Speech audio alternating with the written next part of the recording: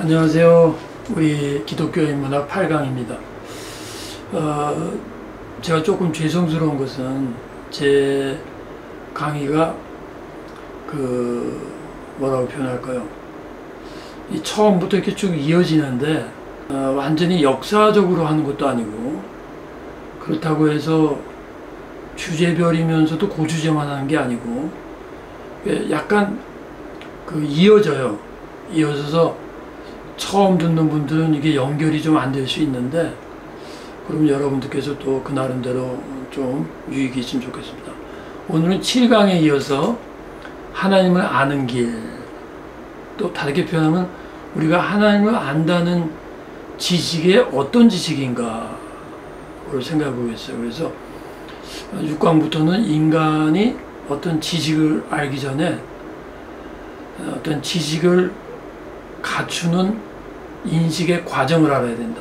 그래서 think what you think. 무슨 말이냐면 내 생각의 내용을 생각하는 게 아니라 그런 내용을 가지게 된 생각의 구조를 생각하라. 이것이 6강의 그 내용이었고, 그 다음에 그런 인간의 인식의 구조의 특성, 인간만이 갖고 있는, 마치 강아지는 강아지의 인식의 특성이 있듯이 인간이 갖고 있는 인간의 특성의 한계 때문에 어떤 색안경을 쓰고 보게 된다. 그러다 보니까 우리가 하나님을 아는 것도 부분적으로 하는데, 오히려 그것이 우리 입장에서는 다 모르기 때문에 답답할 수도 있지만, 하나님이라고 하는 절대적 존재 앞에서는 그것이 하나님의 가면을 쓰신 것이다.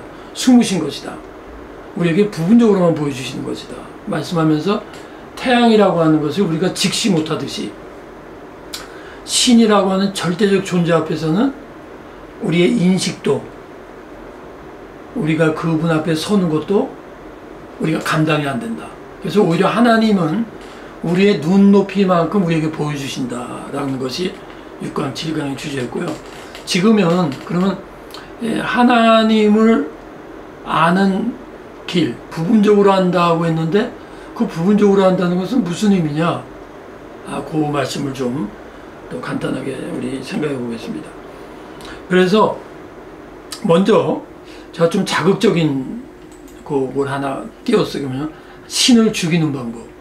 좀 말이 신성모독 같지만 사람이 신을 어떻게 죽이겠어요? 근데 실제적으로 사람들이 하나님을 어떻게 죽이는가라는 것보다 하나님을 왜 부인하는가, 인식론적 관점에서, 인간의 생각의 관점에서, 다시 말하면 하나님을 사람이 만나야 돼요.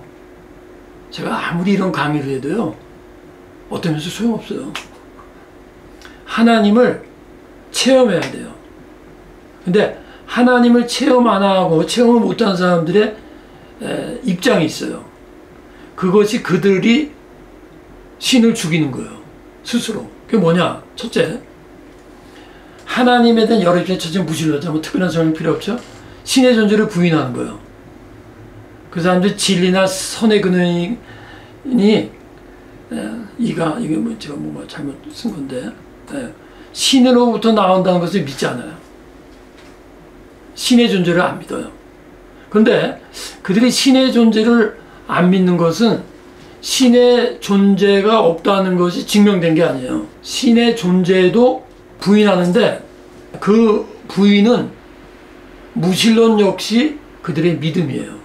세상 어느 누구도 신을 없다 있다를 증명할 수가 없어요. 그게 제가 지금까지 쭉 내려오는 그 인식론의 인간의 특징이, 칸트가 말하는 인간 이성의 한계예요.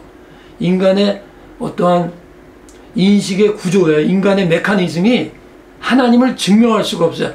하나님을 믿고, 그 다음에 하나님을 믿은 다음에는 그 믿음이 생기면 하나님의 진리를 깨닫게 돼요.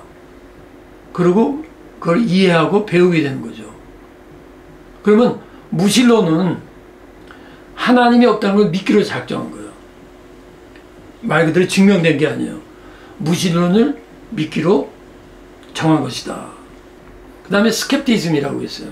뭐 때로는 스캡티시즘이라는 말도 하는데, 진리를 자신의 경험이나 이성적으로 확신하려고 하기에 결단을 못하는 거야. 이게 아까 이전 강의에서 말했지, 인간의 지성, 이성의 메커니즘만을 신뢰하는 거야. 인간의 메커니즘이, 제가 왜 인간의 메커니즘이라고 하면, 그건 인간의 사고의 구조예요. 근데 인간으로부터 나온 사고의 구조를 가지고 그걸 절대자신 하나님에 대해서 이거하고 똑같아요. 강아지의 메커니즘을 가지고 사람을 하겠다는 것은 말이 안 되잖아요. 똑같은 논리로 인간의 이성적 메커니즘, 이성의 기능의 메커니즘을 가지고 그 이성의 메커니즘을 뛰어넘는, 오히려 그걸 만든 분을 이해하겠다는 거예요. 그게 안 돼요. 그러니까 결단을 못해요. 자신이 회의적인 것을 해결할 믿음이 아닌 다른 데서 찾으려고 하는 거예요. 그게 이성이에요, 이성. 이런 것들이 다 하나님을 멀리하는 거죠. 스스로 멀리하는 거예요. 상대주의자는 특별한 설명 필요 없겠죠. 진리나 선이나 하나님은 문화가 만들어낸다는 거예요. 그러니까 시대가 변하면 바뀔 수 있다는 거예요. 이게 간단히 상대주의자는 설명 안 했어요. 그래서 진리란 항상 시대마다 그 시대의 문화나 필요에 의해서 변경이 될 수 있는 것으로 생각해요. 그러므로 세상에 절대적인 진리란 존재하지 않는다. 진리란 상대적인 걸 주장하는데 이런 주장도 그 상대성을 믿는 거예요. 상대주의도 하나의 믿음입니다, 여러분. 상대주의를 믿기로 한 거예요. 진리를 만들어진다는 것도 이들이 그런 학설을 가정하는 거예요. 만들어질 것이다. 그리고 하나님을 안 믿고 인간의 시대적인 변화, 역사의 변화를 보면 이게 바뀌어지는 게 있거든요. 그거는 이 진리라는 것을 절대로 안 믿는 사람들이기 때문에 바뀌어지는 건데, 그것만 보고 진리를 해석을 그렇게 해버리는 거지. 표면적으로 보니까 어느 나라 어느 문화 시대마다 이게 바뀌네. 그거는 사람들이 하나님을 안 믿을 때 나타나는 표층적 현상이지, 진리를 믿고 진리를 아는 그런 사람은 그렇게 안 한다는 걸 모르는 거죠. 불가지론자, 이 뭐냐면 가장 이성적인 거예요. 인간적으로 솔직한 입장이 뭐냐면 하나님의 존재를 부인하지도 않고 인정하지도 않아. 왜냐하면 알 수가 없거든.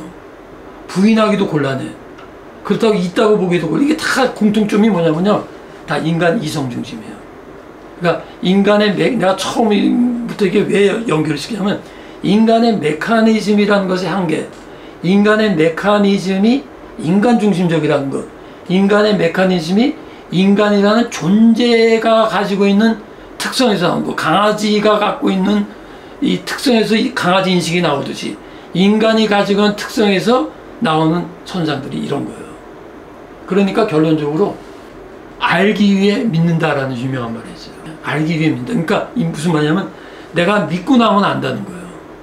근데 많은 사람들은 알게 되면 믿겠다는 거거든요. 알게 되면 믿겠다는 거는 인간의 이성의 메커니즘을 신뢰하는 거예요. 하나님과 뛰어넘으라는 거예요. 그래서 불가지론자는 어떤 때는 신이 존재하는 것 같기도 하고, 또 어떤 때는 신이 존재하지도 않는 것 같기도 하다라는 입장이 자연스럽게 됩니다. 그 다음에 세속적 휴머니스트라고 있어요. 이게 뭐냐면 세속적 휴머니스트예요.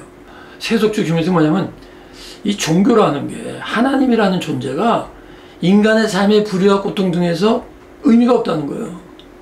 예를 들면 지금 우크라이나에서 전쟁이 나가지고 어린아이부터 엄청난 사람이 시작하는데 Where's God? 가지 존재? 이런 거예요. 오케이, 하나님이 존재한다고 치자. So what? 우리하고 무슨 상관이 있냐는 거지. 얼핏 보면 그렇죠. 그냥 하나님이 아무것도 일을 안 하시는 것 같죠. 그러나 우리가 어떤 사물을 볼 때는 거시적인 게 있어요. 근시안적인 게 있어요. 자, 내가 눈을 바로 요 앞에 두면요, 지경 옆으로 2m, 3m를 못 봐요. 근데 똑같은 두 개의 눈 하나 갖고 있지만 이렇게 보면요, 시야가 넓어지죠. 망원경을 끼면요, 수십 킬로 있는 것도 보이는 거예요. 우리가 왜 역사 공부를 해야 되냐면, 이것도 신앙에 근거한 역사 해석이 있고 신앙이 없는 인본주의 해석이 있는데, 기독교는 역사가 뭐냐, 하나님의 진리가 사건을 통해서 보여준 것이 역사다 이렇게 말을 해요. 그래서 이 신앙적 관점에서 역사의식을 갖게 되면 역사 속에서 많은 악과 불의가 어떻게 하나님이 심판하는 게 보여요. 그런데 근시안적으로 보면 지금 당장 하나님이 없는 거지. 왜? 하나님인데 왜 불의가 있냐? 처음 듣는 분을 위해서 제가 가끔씩 했던 어떤 학자의 글을 인용하는데, 많이 아실 거예요. C.S. 루이스가 대학교 시절에 무신론자였어요. 그 이유가 하나님이 존재한다면 왜 불의를 보고 가만히 있느냐. 불의의 존재와 하나님의 존재를 매치시킬 수가 없는 거야. 지금도 그런 사람 많지 않습니까? 하나님이 존재하면 왜 불의가 있냐. 오케이, 하나님이 존재한다 치자. 그럼 불의를 보고 있나면 나 안 믿어. 나와 무슨 상관이 있어? 이렇게 해야 되는 거야. 근데 이 C.S. 루이스가 가만히 깊게 생각을 하다 보니까, 근데 내가 왜 불의 때문에 고민을 하지? 그러면 내가 불의 때문에 고민한다는 건 불의에 대한 개념을 인정하고, 그러면 불의에 대한 개념이 이게 어디서 온 거냐? 이런 얘기예요. 조폭들 사이에서도 나름대로의 질서가 필요해요. 그러니까 그들 나름대로의 법이 있다고 제가 이전에 말씀했어요. 그 법이 잘못됐어도 어쨌든 자기들 나름대로 법은 있어야 돼. 왜? 그래야 질서가 유지되니까. 그러니까 하나님을 안 믿는 사람들 자기들 나름대로 법이 있어. 그러면 자기들 나름대로의 법이 있는 그 개념은 어디서 온 거죠? 인간은 옳고 그름의 개념을 안 가질 수가 없다는 얘기죠. 그러면 C.S.가 이런 생각을 한 거예요. 내가 불의 때문에 이렇게 막 하나님도 안 믿고 그러는데, 그럼 불의라는 것은 정의가 존재하기 때문에 불의라는 개념이 나온다는 거죠. 그렇죠. 빛이 있기 때문에 어둠을 알죠. 빛이 없으면요, 어둠 속에 있어도 어둠인 줄 몰라요. 근데 불의가 어둠의 세계라면 어둠이 있다는 것은 빛이 존재하기 때문에 어둠이란 말이 나오는 거거든요. 그런 개념이 생긴다는 거지. 거기서 C.S.가 이런 또 비유를 해요. 곡선이라는 말, 곡선이 있다는 거는 직선이 있다는 걸 의미한다는 거지. 그래서 이 세속적 휴머니스트는 종교가 무용하다는 거예요. 비현실적으로 무의미하다는 거예요. 그래서 인간 스스로 해결해야 된다는 거예요. 그게 인본주의예요. 그게 휴머니즘이에요. 이러한 것들이 이제 하나님을 믿지 않기로 작정하는 인간의 생각으로 보면 이제까지 말한 것들이 다 틀린 게 아니에요, 사실. 인간이 이성만 하면 그들이 다 이유가 있어요. 괜히 그러는 게 아니에요. 그 조그마한 5가지 입장은요, 근대에 있는 것만이 아니에요. 옛날부터 이런 입장이 있었어요. 옛날부터. 그게 뭐냐? 인간의 지성, 인간의 이성은 알기를 원하는데 알 수가 없다는 거지. 그러니까 하나님을 안 믿으니까 그런 상태로 스스로 하나님을 죽이는 입장이다, 이렇게 볼 수 있어요. 자, 이 요전 강의 때 이제 한 거 조금 구체적으로 얘기합니다. 우리가 지금은 거울로 보는 것 같이 심야나, 그때는 얼굴과 얼굴을 대하여 볼 것이요. 지금은 부분적으로 하나, 그때는 주께서 나라신 것 같이 내가 온전히 알리라. 이것은 사도 바울이 쓴 거죠. 사도 바울은 아시는 대로 성령 충만했고 많은 지식을 가졌고 로마서라는 위대한 기독교를 세계화시키는 성경을 썼고, 이런 분이 이걸 안다는, 이 말을 했다는 게 좀 너무나 기쁜 거예요. 우리 집으로 이해하면 저분이 진짜 뭘 아는 거예요. 뭘 알아요? 인간의 인식의 속성을 아는 거야. 인간이 인식의 속성만 알아요? 아니에요. 인간이 하나님을 믿고 성령의 감동으로 하나님의 진리를 알아도 그거는 부분적이라는 거야. 제가 지금 무슨 말 하려는 거죠? 인간의 메커니즘은 성령이 임하고, 인간의 메커니즘은 하나님의 진리를 알아도 인간의 메커니즘에서 못 벗어난다는 거예요. 그럼 결론이 뭐예요? 틀렸다는 게 아니에요. 부분적으로 한다는 게 뭐냐? 그럼 부분적으로 또 어떻게 하냐? 그러면 인간의 메커니즘의 한계라는 것은 무엇을 의미하냐? 이거예요. 지식이 많아질수록, 하나님을 많이 할수록 겸손이에요, 겸손. 내가 지금 아는 것이 틀릴 수 있고요. 내가 지금 아는 것이 지나면 너무나 모르는 것의 일부분을 하는 거예요. 그래서 우리가 부분적으로 한다면 교회에서도 그렇습니다, 여러분. 사람이 어떤 주장을 하고 어떤 교인이 주장을 할 때는 내 생각과 달라도 하나님 입장에서는 한 부분을 얘기할 수 있는 거잖아요. 왜 교파가 많죠? 왜 한 교파가 아니죠? 왜냐하면 교파는 뭐예요? 하나님의 말씀을 읽고 침례교파는 침례교파 사람들이 이해하는 거예요. 장로교는 장로교가 이해하는 거야. 감리교 감리교인데 다 다른데 다 틀린 건 아니야. 다르기 때문에 틀릴 수 있지만 다르면서도 다 맞을 수 있다는 거야. 이게 부분적으로 한다는. 의미예요. 그러면 다시 좀 더 구체적으로 하나님에 관한 모든 것을 알 수 없는 거예요. 그럼 부분적으로 한다면 뭔가 미심쩍죠. 부분적으로 하기 때문에 틀린 것 같아. 아니에요. 강아지가 날 부분적으로 알죠. 주인으로 알아요. 강아지가 10년을 주인하면서 주인이 자기 사랑하는 거 알아요. 강아지가 주인이 자기 밥 주는 거 알아요. 훈련시키는 거 다 알아. 그렇다고 해서 인간에 대해서 얼마나 조금밖에 모르는 거야. 그러나 강아지가 인간 주인을 부분적으로 하는 게 틀려요, 맞아요? 맞죠? 그럼 무슨 말이냐?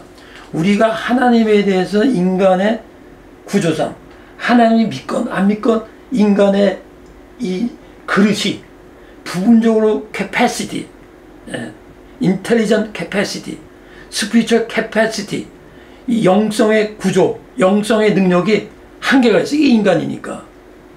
그래서 부분적으로 알지만 제대로 하는 거야. 이게 굉장히 중요한 거예요.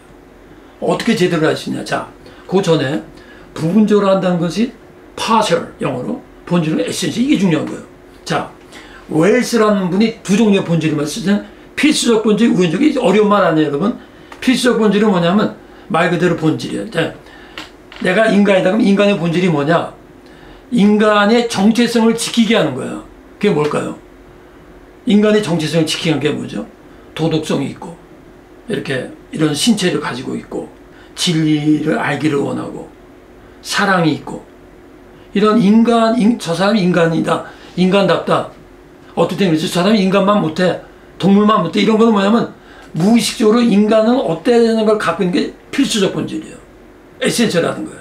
그래서 그걸 잃으면 어떻게 돼요? 사람도 아니야. 저게 동물이야. 이런 말이 나오는 거예요. 그게 뭐예요? 본질의 영역이 뭐냐? 도덕성, 심리성, 사회성, 영성에 인간이 갖춰야 될 걸 갖고 있는 것을 본질 영역 끄는 거예요. 그런데 우연적 본질은 뭐냐면 손가락이 7개 있는 사람이 사람이에요, 사람이 아니에요. 그래도 사람이야. 손가락 10개가 보편적인 인간의 모습인데 7개나 6개가 나도 사람이 아니라고 볼 수는 없어요. 우연적 본질이라는 거지. 그러면 우리가 하나님에 대해서 부분적으로 할 적에는 여러분 필수적 본질만 말할까요? 우연적 본질도 있을까요? 두 개 다지. 그렇지? 네. 그러니까 겸손해야 되는 거예요. 우리는요, 진리를 알아도 거짓과 섞여서 알아. 그러니까 진리의 본질도 아는데 비본질적인 것도 들어오는 거야. 그러니까 제가 초창기에 강의했듯이 캐톨릭이 교회가 본질에서 벗어나서 타락한 거야. 그 정도가 지나치면 하나님의 은혜로 개혁을 하고, 그렇지 않으면 심판당해서 소돔과 고모라 같이 되는 거예요. 자, 이게 이제 그러면 부분적으로 하는 것이 진리다. 그러면 부분적으로 어떻게 하느냐? 자, 쭉 연결되는 것이 인간의 생각과 카파시티는 부분적이고, 또 하나는 인간의 이성의 능력으로는 하나님을 알 수 없다. 그게 칸트가 아니래요. 칸트가 어떻게 보면 너무 뻔한 얘기 아니에요. 근데 칸트는 이제 내가 이렇게 아주 가장 기본적으로 말해서 그렇지, 그분의 책을 저도 다는 못 봤지만 많이 봤어요. 쭉 보면 인간의 인식의 과정에 다 그걸 분석한 거예요. 결론적으로